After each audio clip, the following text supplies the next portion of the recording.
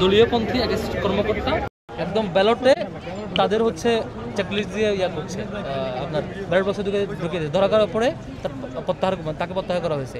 এই বড় এই যে অপরাধ এটা ঢাকার জন্য এখানে নাটক করছে। নাটক করার আমরা বলছি ফুটেজ বের করেন, হয় অপরাধী স্টাফ অথবা অপরাধী শিক্ষার্থী নিজে, যে কোনো একজন, তো দুজনকে বের করেন।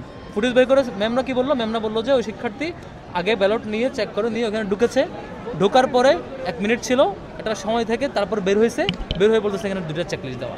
তারপর ম্যাম সাথে সাথে আলো যত ব্যালট ছিল সবগুলো ক্যামেরা অন করে সবগুলো চেক করাইছে, কোনোটা তার দাগ নাই। ওটা দাগ কোথা থেকে আসলো? এখানে অপরাধীকে বের করতে হবে। যদি এমন হয় যে স্টাফ অপরাধী, তাহলে স্টাফ বিএমপি করে কিনা, ছাত্রদেরকে সার্ভ করার জন্য ওই অপরাধ দেখার জন্য এটা করতেছে কিনা, অথবা ওই শিক্ষার্থী ছাত্রদেরকে সার্ভ করার জন্য ওই জিনিস করার জন্য করছে কিনা, ওই টিচারদের দায়িত্ব এটা বের করা।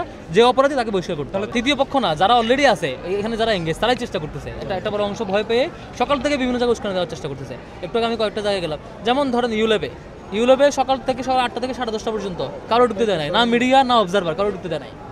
কি হচ্ছে শুনলাম যেখানে 10 জন পোলিং এজেন্টের মধ্যে 6 জনের নাকি ছাত্র দলের, এবং একটা সংগঠনের পোলিং এজেন্টকে বের করে দেওয়া হয়েছে, এবং অবজারভারকে ঢুকতে দেওয়া হচ্ছে না, মিডিয়া ঢুকতে দেওয়া হচ্ছে না। পরে গিয়ে 2.5 ঘন্টা পরে আমি যাওয়ার পরে যখন শক্তভাবে অভিযোগ দিলাম, তাও ঢুকতে দিচ্ছে না। 1/2 ঘন্টা দাঁড় রাখার পরে সাংবাদিক এখন ভিতরে কিন্তু গণমাধ্যম ঢোকায় কিছুটা রেস্ট্রিক্টেড করে দিয়েছে। এইভাবে তো করতে দেওয়া যাবে না। মিডিয়া থাকতে হবে এবং আপনাদের অবজারভার যারা থাকতে হবে। এগুলা মানে এটা আশঙ্কার জায়গা আর কি, একটা ফেভার দেওয়ার মতো ব্যাপার।